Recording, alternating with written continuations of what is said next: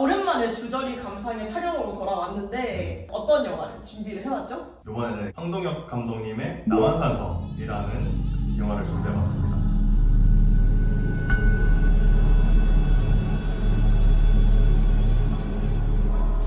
영상이 올라가고 얼마 뒤에는 이제 대통령 선거가 있잖아요. 저희도 한번 역사 얘기를 해보면서 명간지와 얘기해보면 좋을 것 같아서 이 작품을 준비를 해왔습니다. 어떻게 보셨어요, 왠지? 아니 저는 이런 영화를 좀 기피해요. 결말을 알잖아요, 사실은. 그쵸. 많이 답답하고 속상하고 그럼에도 불구하고 끝까지 보게 되더라고요. 그리고 약간 솔로몬처럼 네 말도 맞고 네 말도 맞다. 애기를 받으러 갈라라 하고 싶은 약간 그런 영화였던 것 같아요. 인조의 마음으로 나도 모르게 자아의탁을 한 거지. 나는 약간 이거를 이번에 처음 봤는데 안 봤던 이유가 그냥 말로써 풀어내서 말로써 끝내는 약간 그런 영화로 알고 있었단 말이야. 근데 정말 내 기대와는 무색하게 진짜 그냥 몰입해서 봤어. 몰입을 할 수밖에 없었고. 맞아요. 최명기를 맡은 이병헌 배우님의 연기가 너무 인상이 깊었던 거야. 분명 눈을 가스로 약간 좀 살짝 가려서 맨날 보여줘.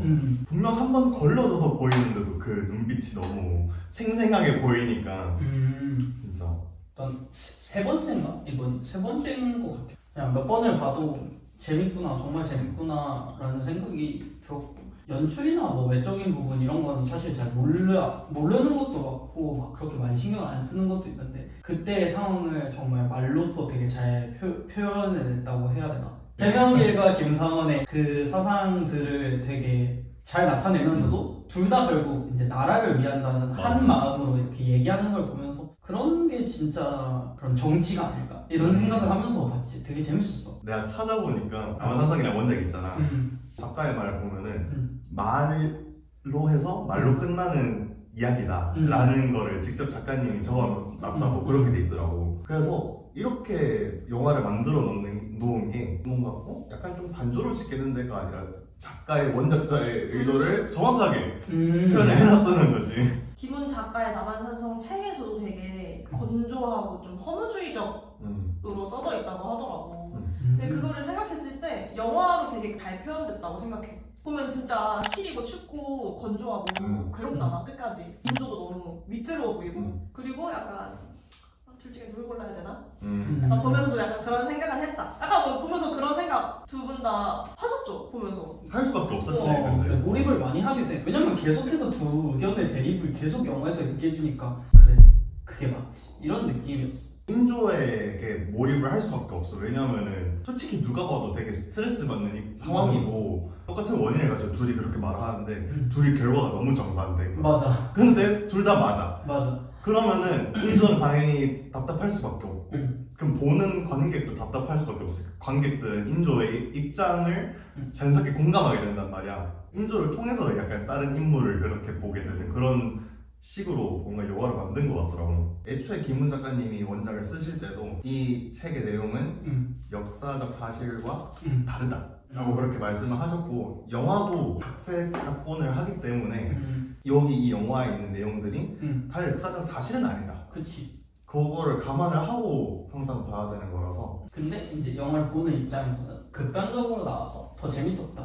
그지? 보는 내내 사실 왔다 갔다 하잖아. 이번엔 얘가 맞는 것 같은데? 누가 맞는 것 같은데? 라고 하는데도 김상원이라는 캐릭터가 말하는 것들이 뭔가 나한테는 더 와닿았어. 그러니까 결국 부분별로 나라의 힘이 있어야 외교도 있고 화친도 있는 게 아니냐 이런 식으로 계속해서 말을 해나가는데, 그게 이제 언제나 맞는 말이라고 생각을 하거든. 난 김상원이 너무 좀 극단적이라고 생각을 했어가지고, 아니 일단 살고 봐야지 뭐 나라가 있고 뭐가 있고 하는데 저는 너무 투머치가 아니었나 라는 생각을 계속 했었거든. 뭐 그때 당시에는 이제 최명길이라는 캐릭터가 계속 이제 본인의 죽음으로써 화친을 하면 괜찮다 이런 식으로 나오던데, 굳이 본인의 목숨까지 쓸 필요가 있나? 물론 이제 역사적으로 보면 사실 맞는 행동이었던 거지.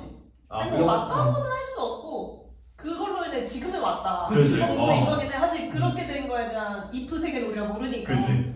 결국 이제 돌아보면 본능적으로 살려고 했던 그 행동은 결국 맞는 판단이었던 거지. 이제 뭐 후대에 와서 무능했다, 뭐 결단력이 없었다 이렇게 평가하는 건 뭐 우리가 평가하는 거고. 그럼 영화를 볼 때 인조의 무능력함보다는 조선의 그 당시에 어쩔 수 없이 무력했던 우리나라 역사를 되게 현실적이고 허무하게 표현했다라는 생각을 했어. 근데 이렇게 얘기를 하다 보니까 더 답답한 마음이었겠다라는 생각도 드네요. 당장 내가 이거를 선택한 거에 대한 책임이 오롯이 나한테 있는 상황이잖아. 그래서 나는 그 마음이 더 이해가 갔어. 얘를 선택했을 때 그 뒤에 예후나 얘를 선택했을 때 그 미래는 사실 아무도 모르는 일이잖아. 그지.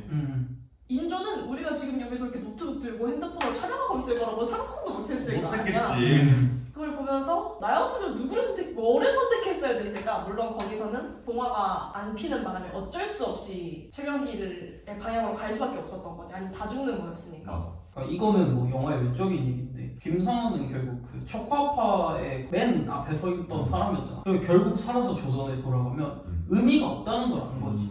그러니까 최명길이 이끌어가야 된다는 걸 본인이 안 거야. 그래서 죽어주는 게 아닐까 사실. 시원하게 죽잖아. 내려가고 뭐 귀양 가고 뭐 이런 게 아니야. 만약에 싸우기로 작정을 했다면 최명길도 아마 그 싸움이 이겼던 졌던 최명길은 죽었을 거야. 그러니까 왜냐면 둘 다 서로에게 누군가는 힘을 가져야 이 나라가 다시 일어설 수 있다는 걸 알고 있었던 거지. 약간 내 캐는 김상원은 죽었고 최명길은 사라졌을 것 같아. 나도 이게 맞을 것 같아. 그 사람은 진짜 살고 싶었던 것 같아. 목숨을 부지하고 싶다에 살고 싶은 게 아니라 삶을 영위하고 싶다의 느낌이야. 그 인조도 그 최명길이랑 둘이서 얘기를 했을 때 이게 받아들여져서 우리가 다시 돌아간다 하더라도 당신은 약간 역적의 맞아. 그런 취급을 받게 될 것이다.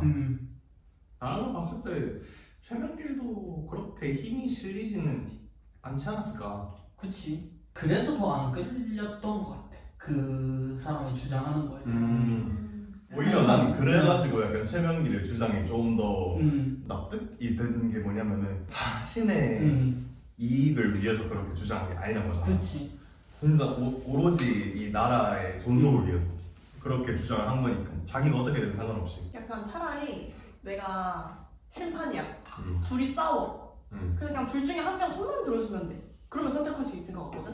근데 이게 여러 가지가 엮여 있는 거잖아. 맞아. 외교 문제도 있고, 무역 문제도 있고, 우리나라 힘 자체 문제도 있고, 문화 문제도 있고. 그렇다 보니까 이게 선택을 하기가 힘들어지는 것 같아. 그 원작에서는 어떤 식으로 표현을 하고 싶어 했는지 봤는데 그렇게 막 조정에서는 두 파로 나뉘어가지고 엄청 그렇게 토론을 해. 아무튼 긴박하게 이야기가 오고 하는데 그럼에도 불구하고 민생은 평화롭게 살고 싶어 한다. 이런 거를 되게 보여주고 싶어 했다더라고. 근데 이게 약간 좀 영화로 넘어오면서 분량이 좀 많이 없어진 것도 있겠지. 이게 관객 수가 380만 명인가? 그렇게 나왔거든. 근데 윤지만은 되게 다 전체적으로 깔끔하고 잘 만든 영화잖아. 되게 웰메이드로 나온 영화인데 솔직히 이 정도 사극 블록버스터라고 해서 설명이 적혀있는 그런 대규모 작업이었음에도 불구하고 380만 명이면 그닥 성적이 좋은 건 아니란 말이야. 대체로 블록버스터면은 거의 다 국내에서도 500만 원 나와야지 어느 정도 평균치라고 하더라고.